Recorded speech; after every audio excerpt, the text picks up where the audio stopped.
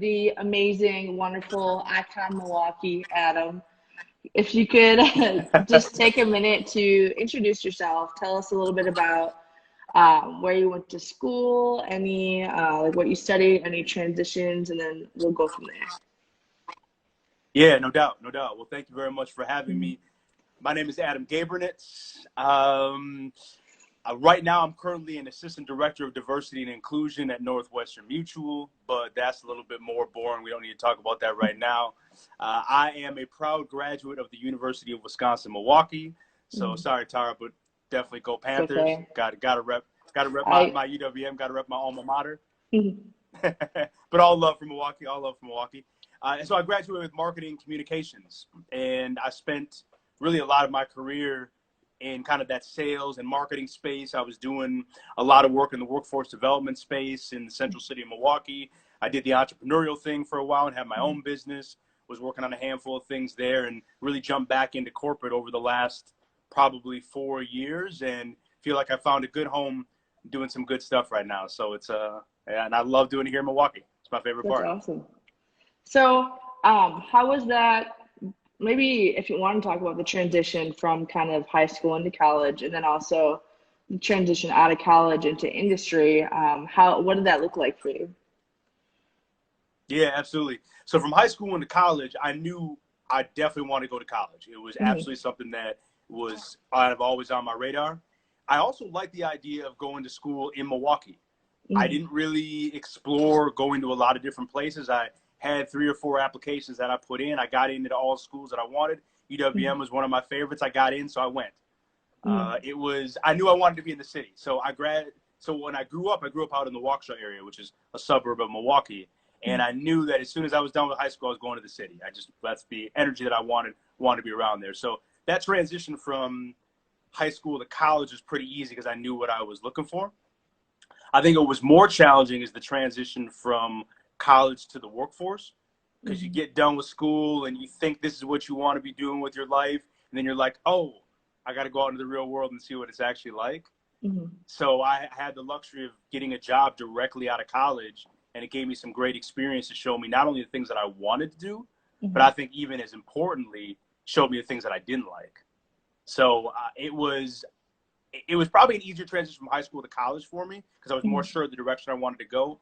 Probably a little bit more challenging from college to the work world, but hey, I'm here. It's all good. It worked out. Yeah. And so, kind of going off of that, how did you navigate that ambiguity of like not necessarily knowing what you want to do or how the work world is going to look like post college? I mean, the big thing for me was asking people who've walked the steps and the places that I want to be. Hmm. And I was really, I guess, lucky to have people that were willing to share their stories with me, Hmm. share their experiences with me, and just let me learn from them. But really, the biggest thing was simply learning on my own and having experiences Hmm. and figuring out what I liked and what I didn't like by simply trying things. I'm a huge fan of saying yes more than you say no, trying Hmm. things out, just feeling what works for you. And it might be different when you're 21. It might be different when you're 31, 41, whatever it may be. But for me, a lot of it was asking questions, being willing to Hmm. listen to other people, and then just trying stuff and seeing what felt good and what didn't.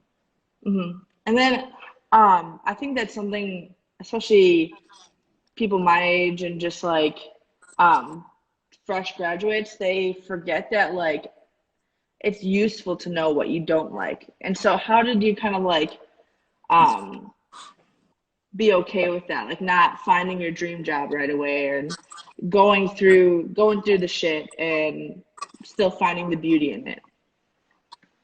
Yeah. Yeah. I mean, a lot of it for me was I did a lot of self reflection really early on in my life Hmm. where I was really trying to figure out kind of who I was and what I liked and some of those different things. So, since a very young age, I loved being around people. I Hmm. talked a lot. I had a lot of energy. So I knew that I wasn't going to be the cat sitting behind the desk all day staring at my computer, looking at spreadsheets. So, Hmm. I knew that it was going to drive me nuts. So at least having somewhat of a feel for, I guess, what I thought I was good at, as well as Hmm. what I didn't want to do, really helped me say, okay, I'm not going to be an accountant. I have no desire to go to school for something like that. So that was really what it was, is really understanding and trying enough things early on in my life to say, here are things that I feel like I'm good at and that I like, and subsequently that I don't like, and trying to go that direction and testing it. I mean, the real world test was when I got out and I got a job, was that actually something I enjoyed, being more in sales, being more customer facing. So the things I thought I knew about myself, in my case, happened to be true. That's awesome. So could you Yeah. take a moment to kind of reflect on one of your hardest times, whether it was in college or post grad, and kind of give us a little backstory as to how you navigated that and how you worked through that? I think it's super important because right now a lot of people are facing a lot of different issues with the pandemic, with the civil rights movement, and then we have all these high school and college grads who, everything's just flipped on its head. So I really would love to know kind of like how you got through some of your toughest times. Yeah. Let's see here. When I think about how I got through some of my toughest times, the biggest thing was community. Mm-hmm. The biggest thing was having friends, family, co-workers, and people that not only had my back, but also were willing to listen. Mm-hmm. And when I think about times that were challenging, I wasn't a great student. I just wasn't. I liked going to parties far more than I liked sitting in the classroom.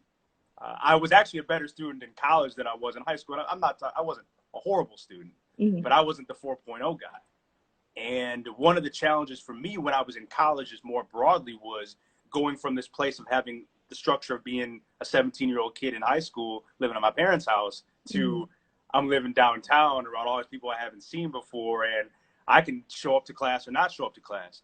So my biggest struggle was probably the internal discipline to say, Mm-hmm. do what you need to do so you can do what you want to do, versus just going out and playing all the time. Mm-hmm. And I think part of the journey for me was that I struggled early on in college academically, got a Mm-hmm. lot better as I got through college, and obviously graduated and it was all good. But for me, going through that struggle of not necessarily having some early success in school and seeing some other people that were, and learning from them, being able to talk to them and get some of that guidance, was really what helped me. So it was probably more a general struggle of Mm-hmm. just having the ability to be really disciplined. Like, discipline was always something I struggle with as an Mm-hmm. individual.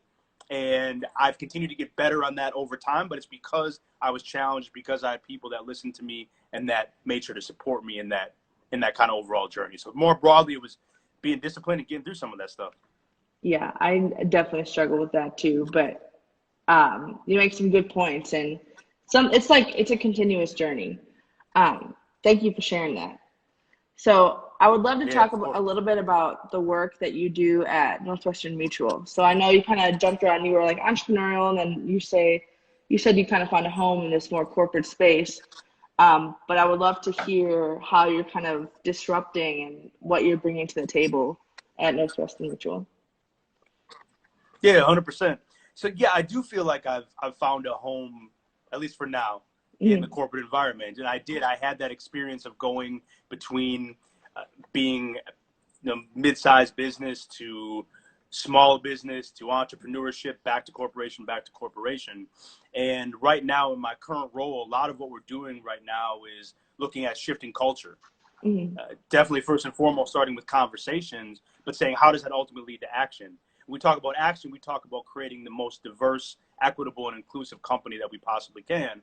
And that's Mm-hmm. making sure that we're bringing in the right talent, and that's diverse talent. So when we talk about diversity, we're oftentimes referring to women and underrepresented groups, or BI, POC, Black, Indigenous, people of color, and all the Mm-hmm. terminology that you can use to diversify a large Fortune 100 company, and also diversify an organization that's traditional in the sense of being in financial services. Mm-hmm. So from a creative side, or from a disruptive or an innovative side, what I've tried to look at is, how do I bring my unique experiences to bear in a corporation that has been built on really legacy and consistency of almost Mm-hmm. 164 years. So to bring kind of a diversity of thought and perspective, while also trying to do different things. So whether it Mm-hmm. be partnering with nonprofit organizations to see how we're making sure that young people in the community have access to education, access to mentorship and internship opportunities, and then employment, and keeping Mm-hmm. those people here in the city of Milwaukee, right? The Mm-hmm. importance of retaining our best and our brightest. to making sure that we're getting creative with working with diverse pipelining organizations locally and across the country, especially in the tech organizations, to make sure that we're bringing in diverse talent, not just from the city, but more broadly. And then also just trying to show up differently. I mean, you know me, and most of the time I'm in a suit. Right now I've got my hoodie on, the I tie-dye like the kind of thing. tie-dye Also, though. shout out to Pride Month. Yeah, had to do it. So I'm a little bit more casual, but also just trying to be me and show up authentically, have a confidence and a trust in the voice that I have, and ideally giving that opportunity and that confidence to other people to show up authentically as well within this organization and within Milwaukee as a whole. So it's probably more strategy than it is necessarily tactical, but that's kind of the big, broad way that we're trying to create change, one person at a time. That's awesome. I love the work you do, and you're always moving. So thank you for making time for this. So Of course. going off of all of your experiences that you've had, I want to ask the last question is, what is maybe a piece of advice or a lesson that you would want to go back and give yourself, or that you want to share today? Yeah. So it's funny that you bring this question up, because I was talking to a couple of my homies the other day about a very similar question. And I wouldn't give myself, if I could go back in time, too much advice. And the reason why is because I like who I am.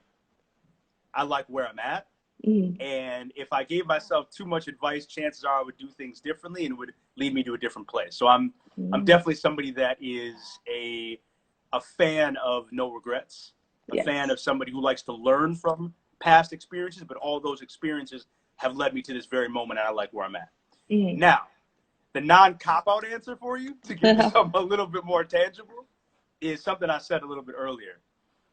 My biggest piece of advice is be willing to try things. Be willing to say yes more than you say no. And the times when you are the most unsure, the times when there's that little bit of fear that's kind of in your stomach or in your throat or in your head, I argue that that's the time that you got to say yes, because everything you want and everything you're possible, that your biggest potential is right on the opposite side of that. So I'm a big fan of saying yes more than I say no. I'm the type of dude that likes to jump without a parachute, see where I land. That ain't for everybody, and I recognize that. But for me in particular, my biggest piece of advice to my previous self, or really anybody, is say yes more than you say no. Be willing to take some of those risks. It's amazing what you can accomplish if you do.